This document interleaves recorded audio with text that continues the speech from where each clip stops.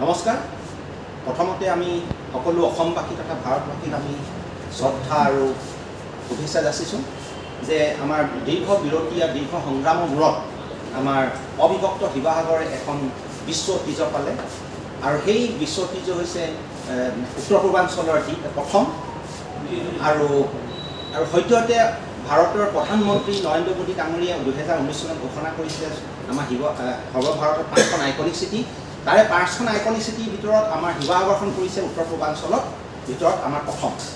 সেইকাৰণে আমি খুব গৌৰৱান্বিত আৰু সৌভাগ্য যে আমি দুটা বৃহৎ ইতিহাসৰ দিশত এখন বিশ্ব ঐতিহ্য আৰু এখন আইকনিক চিটি পাইছোঁ অবিভক্ত শিৱসাগৰ। সেয়ে আমি ইতিমধ্যে আমি কেইবাবাৰো এয়া প্ৰথম আমি প্ৰেছ মিটখন দিছোঁ, তাৰ আগতেও আমি কৈছোঁ। সেইকাৰণে আমি সকলো অসমৰ সংবাদ মাধ্যমক তথা আমাৰ মুখ্যমন্ত্ৰী প্ৰধানমন্ত্ৰী দেশবাসীক আমি ধন্যবাদ জ্ঞাপন কৰিছোঁ যে আমাৰ এই প্ৰক্ৰিয়াটোত আপোনালোকে সকলোৱে যে অবিৰতৰূপে লাগিলে। 26 জুলাইত আমাৰ বিশ্ব ঐতিহ্যৰ ঘোষণা হৈ যোৱাৰ পিছতো আমি অসমৰ মাননীয় মুখ্যমন্ত্ৰীক এটা অনুৰোধ জনাইছিলোঁ যে বিশ্ব ঐতিহ্যৰ 6,600 বিঘা মাটি সোমালে আৰু 4,000 বিঘা মাটি সোমাবলৈ বাকী আছে, যিখিনি বেদখলকাৰী কবলত আছে। যে চুকাফাৰ সৈতে গড়গাঁও যিখিনি ৰজা আছিলে সেইখিনি ৰজা আৰু ৰাণীসকল বৃহৎ অঞ্চলটো আমাৰ নাই সোমায়। সেই হিচাপে আমি এটা অসম চৰকাৰৰ মুখ্যমন্ত্ৰীৰ পৰা এটা আমি ধনাত্মকভাৱে আমি তেওঁৰ পৰা প্ৰতিক্ৰিয়া পাইছিলোঁ, তেওঁৰ পৰা ৰেছপন্স পাইছোঁ। তেওঁকো ধন্যবাদ জনাইছোঁ মুখ্যমন্ত্ৰীক। আৰু আইকনিক চিটিৰ কাৰণে আমাৰ প্ৰক্ৰিয়াটো চলি আছে। এই সময়তে আমাৰ এটা যিটো অপ্ৰীতিকৰ পৰিস্থিতিৰ সৃষ্টি হ'ল আৰু সেইকাৰণে আমি ইয়াত 12টা দল সংগঠনে একত্ৰিত হৈ আমি সংবাদমেল দিবলৈ বাধ্য হৈছোঁ যে আমাৰ যিটো গৰিমা আছিলে 600 বছৰীয়া ইতিহাস, সেই 600 বছৰীয়া ইতিহাসক চাওলুং চুকাফাই গঢ়ি যোৱা এখন বৰ অসমৰ যিটো ভিত্তি, সেই ভিত্তিটোত যাতে আমাৰ কোনোবাই যে নিজৰ ৰাজনীতিৰ স্বাৰ্থত, কোনোবাই নিজৰ ব্যক্তিগত ব্যৱসায়ৰ স্বাৰ্থত, কাৰোবাৰ নিজৰ যিটো আদিম প্ৰবৃত্তিৰ চৰিতাৰ্থ পূৰণৰ কাৰণে যে আমাক কালিমা সানিলে, সেইকাৰণে আমি খুব দুখিত। আৰু আমি ইয়াৰ পৰা এটা বাৰ্তা দিব বিচাৰিছোঁ যে বিশ্ব ঐতিহ্য আৰু যিখিনি কৰণীয় কাম আছে আৰু আমাৰ আইকনিক চিটিৰ কাৰণে যিখিনি কৰণীয় কাম আছে, যিহেতু আমাৰ মাননীয় মুখ্যমন্ত্ৰী আৰু প্ৰধানমন্ত্ৰীয়ে সহায় কৰি আছে, আমি সকলোকে আহ্বান জনাওঁ যাতে আমি মুখ্যমন্ত্ৰীক আৰু প্ৰধানমন্ত্ৰীক আমি এই ক্ষেত্ৰত সহযোগ কৰিব লাগে আৰু অনতিপলমে তেওঁলোকে যে প্ৰক্ৰিয়াটো আগবাঢ়ে তাৰ বাবে আমি পৰিস্থিতিটো শান্ত ৰাখিব লাগে, যাতে কোনো ধৰণৰ আমাৰ বিতৰ্কিত পৰিৱেশ নাহে। যিহেতু আমাৰ চৰাইদেউ মৈদামত এটা বিতৰ্ক আহিলে, তাৰ কাৰণে আমি খুব দুখিত। মোৰ ঘৰৰ সন্মুখতে হৈছে যে কোনোবা ৰাজনৈতিক বা ধৰি লওক কিবা ব্যৱসায়ী কাৰণে কিবা পইচা পাবলৈ আছে, সেইটো কাৰণে আমাৰ শিৱসাগৰৰ যিখিনি গৰিমা থকা, যিখিনি ত্যাগ থকা দল সংগঠনৰ নাম লৈ তেওঁলোকক অপমানিত কৰি পিনি, তেওঁলোকক অপবাদ দি পিনি, দল সংগঠনৰ অপবাদ দি পিনি তেওঁলোকে তাত এটা যিটো অমানৱীয় অত্যাচাৰ চলালে, যিটোৱে আমাৰ সমগ্ৰ অসমত শিৱসাগৰবাসী, অবিভক্ত শিৱসাগৰবাসীক আমাৰ সাম্প্ৰদায়িক, গোষ্ঠীগত আৰু ভাষিক আমাৰ বৈষম্যমূলক আমি আচৰণ কৰোঁ, তেনেকুৱা এটা আমাৰ পৰ্যায়লৈ আমাক লৈ যাবলৈ এটা কুৎখাতমূলক ৰচনা কৰি আছে। আৰু এই চেলতে আমি এটা আজি আহ্বান জনাওঁ, নামনি অসমৰ যিখিনি আমাৰ মানুহ আছে, আমাৰ অসমীয়াবাসী আছে, তেওঁলোকে যি ধৰণৰ সংবাদ মাধ্যমৰ যোগেদি আমাৰ শিৱসাগৰবাসীক যে আমি সাম্প্ৰদায়িক, আমি যে গোষ্ঠীগত সংঘৰ্ষ বিচাৰোঁ, ভাষিক সংঘৰ্ষ বিচাৰোঁ, তেনেকুৱা ধৰণৰ কিছুমান কথা কৈছে, তেওঁলোকক আমি আহ্বান জনাওঁ যে ভৱিষ্যতে আৰু তেওঁলোকে এইখিনি কথা নকয় আৰু শিৱসাগৰবাসীখিনি তেনেকুৱা নহয়। ক'তো আমাৰ কুৎখাতমূলক আমাৰ কাম হোৱা নাই। যিখিনি আমাৰ সংগঠনে আমাৰ যিখিনি কৰিছে সেইখিনি গণতান্ত্ৰিকভাৱে কৰিছে। কিছুমানে ন্যস্ত স্বাৰ্থৰ কাৰণেই কিছুমান কাম কৰিলে, সেইখিনি যোৱাকালি আপোনালোকে সংবাদ মাধ্যমত গম পালে, আমি কাৰো নাম উল্লেখ নকৰোঁ। কিন্তু ভৱিষ্যতে যাতে চৰাইদেউ মৈদাম বিশ্ব ঐতিহ্য যাতে কিবা কনষ্ট্ৰাকশ্যন কাম হ'লে যাতে এনেকুৱা ঘটনা নঘটে, সেইকাৰণে মাননীয় মুখ্যমন্ত্ৰীক তথা আমাৰ এডমিনিষ্ট্ৰেশ্যনক আমি খুব আশা কৰোঁ যে তেওঁলোকে সহায় সহযোগ কৰিব। যিহেতু মুখ্যমন্ত্ৰীৰ নেতৃত্বতে বিশ্ব ঐতিহ্যটো হৈ গৈছে, সেইকাৰণে এই ক্ষেত্ৰত যে হিমন্ত বিশ্ব শৰ্মা ডাঙৰীয়া যে চৰিত্ৰত বা তেওঁৰ যি নেতৃত্বত কিবা যে কলিমা সানিবৰ কাৰণে তেওঁলোকে যে উঠি কৰি লাগিছে, তেনেকুৱা ধৰণৰ অনুভৱ হৈছে। সেইকাৰণে আমি অনুৰোধ জনাওঁ যে আমাৰ অসমবাসীয়ে জানিব লাগিব যে আজি চাওক, আজি আমি জাতি ধৰ্ম বৰ্ণ নিৰ্বিশেষে সকলো একত্ৰিতভাৱে থাকে। সেইদিনাখন আমাৰ এটা গণতান্ত্ৰিকভাৱে আন্দোলন হৈছিলে, এটা ন্যায়, আমাৰ অসাংবিধানিকভাৱে কোনো এটা শব্দ ব্যৱহাৰ কৰা নাছিলে, এটা গণতান্ত্ৰিক আৰু আইনমতে কাম কৰিছিলে, তেওঁলোক সফলো হৈছিল। সেইকাৰণে আমাৰ মাননীয় মুখ্যমন্ত্ৰীয়ে প্ৰশংসা গাইছিল। কিন্তু কিছুমান দুৰ্বৃত্তৰ যিটো এই সুবিধাটো লৈ পিনি আন্দোলনৰ সুবিধাটো লৈ পিনি তেওঁলোকে আইন হাতত তুলি লৈ মাননীয় মুখ্যমন্ত্ৰীয়ে বাৰে প্ৰতি আমাক অনুৰোধ কৰি আছে যে বিধানসভাত কৈছে যে আমি আইন হাতত তুলিব নালাগে, গণতান্ত্ৰিকভাৱে আইনৰ গণ্ডিৰ মাজত থাকি পিনি আমি আন্দোলন কৰিব লাগে। সেয়ে আমি আমাৰ বাকীসকল আমাৰ আছে দলৰ আমাৰ মুৰব্বীসকল তেওঁলোকে ক'ব এই কথাখিনি। কিন্তু যিহেতু চৰাইদেউ মৈদাম বিশ্ব ঐতিহ্যৰ কাৰণে মানুহ এতিয়া লাঙি নিচিলা হৈ আছিলে, কিন্তু এই বাতৰিয়ে আমাক বহুত ক্ষেত্ৰত বাধা আহিলে, বহুত ক্ষেত্ৰত আমাৰ বদনাম আনিছে। সেইকাৰণে আমি অসমবাসীক আমি এটা অনুৰোধ জনাওঁ যাতে এই বস্তুটো আমাৰ ইয়াত যি ধৰণে আপোনালোকে ভাবিছে সেইটো ধৰণে হোৱা নাই।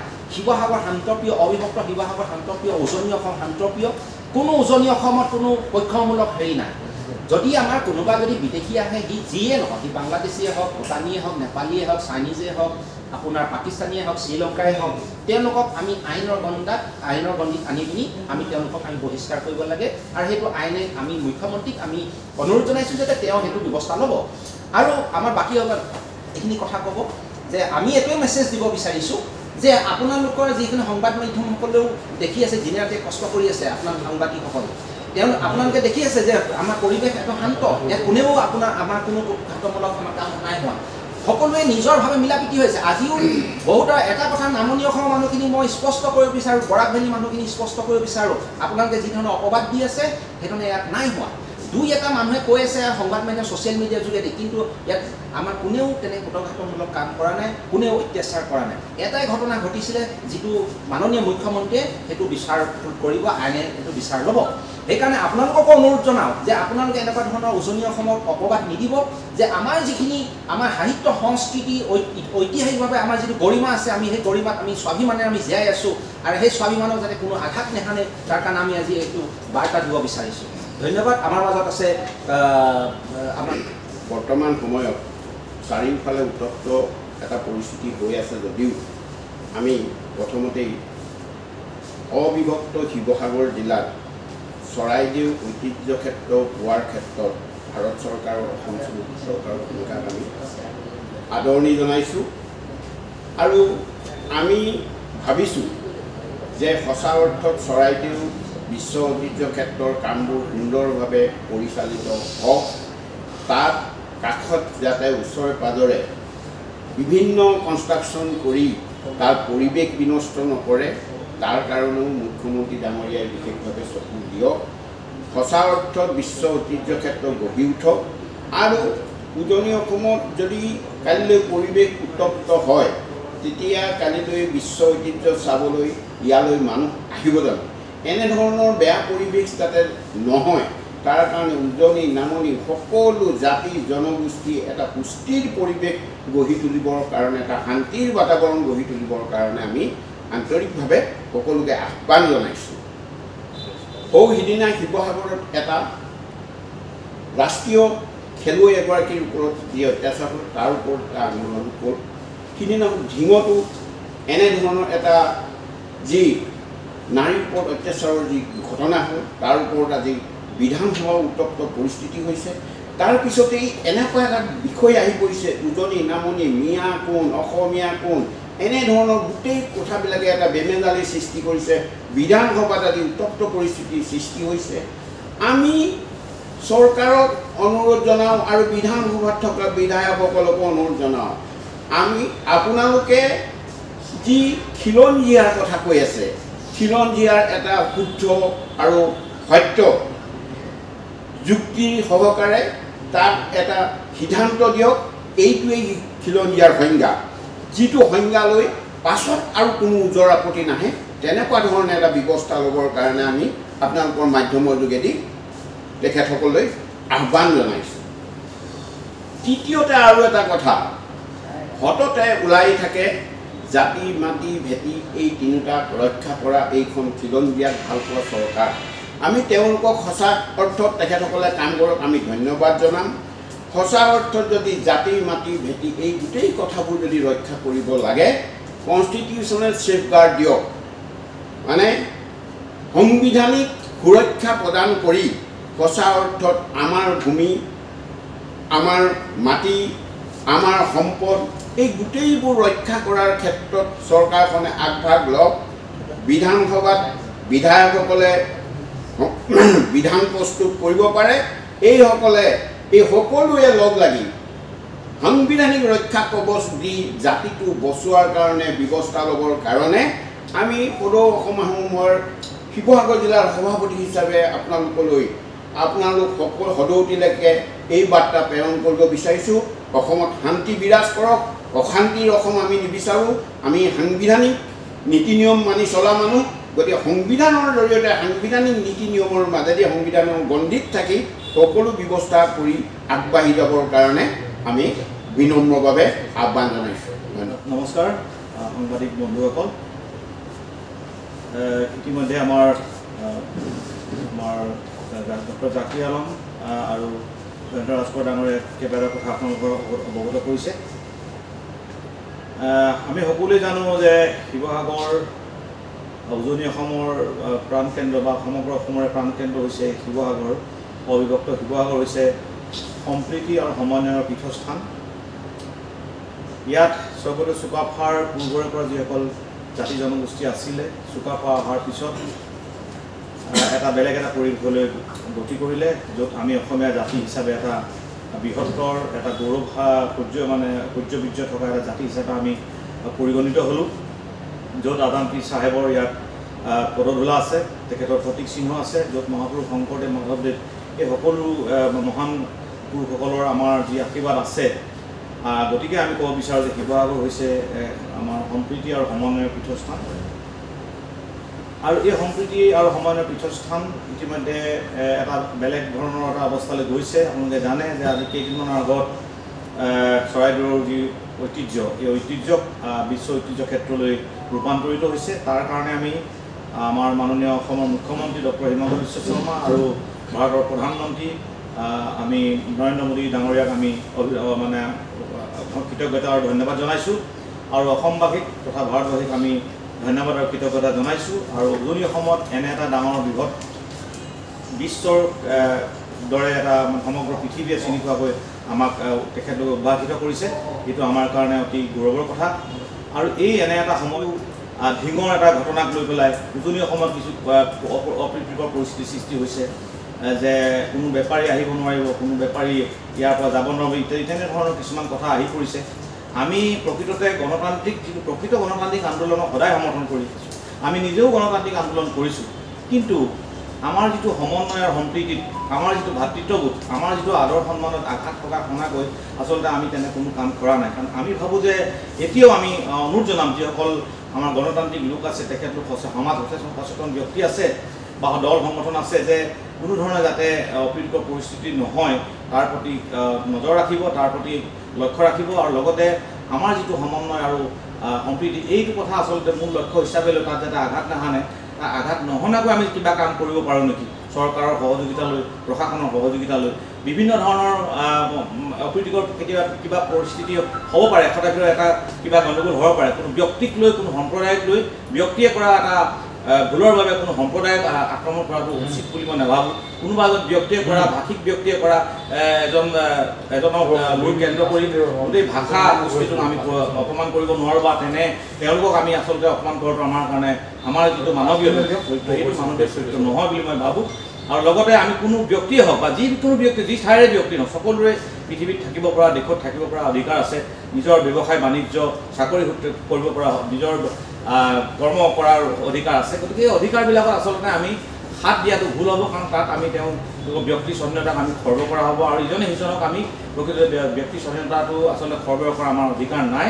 গতিকে আমি ভাবোঁ যে ঐতিহ্যমণ্ডিত এই শিৱসাগৰ বা উজনি অসম বা আমাৰ সমগ্ৰ অসম বা সমগ্ৰ ভাৰতবৰ্ষত যাতে আমাৰ এনেকুৱা কিছুমান পৰিস্থিতি নাহে, যিটোৱে নেকি আমাৰ মাজত থকা যিটো ভাতৃত্ববোধ, আমাৰ মাজত থকা যিটো মৰম চেনেহ, এইটো আঘাত সানি যে আমাৰ ইটোৱে সিটোলৈ আমি সন্দেহৰ চকুৰে চাব লগা হয়, ইটোৱে সিটো সম্প্ৰদায়ক আমি সন্দেহৰ চকুৰে চাব লগা, যিটো কাৰণে আচলতে আমাৰ নতুন প্ৰজন্মক এটা যাতে আমি ভাল বাৰ্তা দিব পাৰোঁ, শুদ্ধ বাৰ্তা দিব পাৰোঁ, মৰ্যাদাপূৰ্ণ এটা বাৰ্তা দিব পাৰোঁ, যাতে আমি সমাজক যে আমি কেতিয়াও যে বিপথে পৰিচালনা কৰিব পৰা নাযায় বা নোৱাৰে আনে, সেই কথাটো আমি প্ৰতি লক্ষ্য ৰাখিব লাগিব। আৰু আমি এইটো কথা উল্লেখ কৰিম এইখিনিতে যে আমাৰ যি বিশ্ব ঐতিহ্য ক্ষেত্ৰ ইতিমধ্যে হৈছে যদিও আমাৰ বহু কাম বাকী আছে। বিশেষকৈ 4000 মাটি বা ঐতিহ্য ক্ষেত্ৰৰ মানে লুপ্ত হৈ সেই মাটিখিনি আচলতে চৰকাৰে কৌশলেৰে আমাক উলিয়াই দিয়াৰ কাৰণে আহ্বান জনাইছোঁ। লগতে আইকনিক চিটিৰ প্ৰশ্ন আহি পৰিছে। এই আইকনিক চিটি আৰু বিশ্ব ঐতিহ্য ক্ষেত্ৰ আচলতে সমগ্ৰ অসমখনলৈ এটা সাংঘাতিক ধৰণে আৰু অৰ্থনৈতিক আচলতে বিপ্লৱলৈ পৰিণত হ'ব। আমাৰ নতুন প্ৰজন্মৰ কাৰণে এটা বহুত ডাঙৰ সম্পদ হ'ব, দেশখনৰ কাৰণে আমাৰ ডাঙৰ সম্পদ হ'ব, সমগ্ৰ বিশ্বই আমাক চিনি পাব। গতিকে এই এনেধৰণৰ যদি অপ্ৰীতিকৰ পৰিস্থিতিবিলাক হৈ থাকে, আমাৰ মাজত থকা যদি আমাৰ নিজৰ চিন্তা চেতনাবিলাক যদি এটা ঋণাত্মক পৰ্যায়লৈ যায়গৈ, তেতিয়াহ'লে নিশ্চয় আমাৰ এই সম্পদবিলাক পুনৰ আমাৰ পৰা আঁতৰি যাব বুলি আমাৰ সন্দেহ প্ৰকাশ হৈছে। সেইকাৰণে আচলতে আমি এইবাৰ আজি এই সংবাদমেলখন দিবলগীয়া হ'ল। আশা কৰিম আমি যাতে সকলোৱে এই নিজৰ মংগলৰ কাৰণে, ঠাইডোখৰৰ ভালৰ কাৰণে, নিজৰ ভাতৃসকলৰ মংগলৰ বাবে, নিজৰ ঠাই মানে সমাজৰ মংগলৰ কাৰণে যাতে আৰু প্ৰশাসনিক ব্যৱস্থাটো সুস্থিৰ কৰি ৰাখিবৰ কাৰণে চৰকাৰৰ স্থিতিবিলাকক, কামবিলাকক, কাৰ্যসূচীবিলাকক মানে পূৰ্ণগতিত অগ্ৰসৰ হ'বৰ বাবে যাতে আমাৰ সকলোৱে আমি হাতত হাত ধৰি যাতে সমন্বয়ৰ যোগেদি, সম্প্ৰীতিৰ যোগেদি আমাৰ মাজত থকা ভাতৃত্ববোধক পুনৰাবৃত্তি আমি পুনৰ উদ্ধাৰ কৰি যাতে আমাৰ ইয়াত কোনো ধৰণৰ অপ্ৰীতিকৰ পৰিস্থিতি বা তেনেধৰণৰ কোনো ধৰণৰ ঋণাত্মক কোনো ধৰণৰ মানে কাম কৰিব নোৱাৰে বা তেনেকুৱা কাৰ্যাৱলী হাতত ল'ব নোৱাৰে, কোনো পৰিকল্পনা কৰিব নোৱাৰে, যাতে আমাৰ মাজত থকা যিটো ভাতৃত্ববোধক আঘাত আনিব। গতিকে এইখিনি প্ৰতি লক্ষ্য ৰাখি সকলোৱে যাতে আমাৰ সমাজখনক সুস্থিৰ আৰু সুন্দৰভাৱে আগলৈ লৈ যাব লাগে, যাতে আমি বিশ্ব ঐতিহ্য ক্ষেত্ৰ আইকনিক চিটিৰ যিটো আমাৰ সম্পদ আছে, সেই সম্পদটোক যাতে আমি কেতিয়াও যাতে হেৰুৱাব লগা নহয়, তেনে প্ৰতি লক্ষ্য ৰাখি সকলোৱে নিজৰ ঠাইত নিজে সমাজক সুন্দৰ কৰি ৰাখিবৰ কাৰণে আহ্বান জনালোঁ। আৰু এই বাৰ্তাৰ যোগেদি, সংবাদমেলৰ যোগেদি সকলোকে পুনৰবাৰ আমি এই বিশ্ব ঐতিহ্য ক্ষেত্ৰ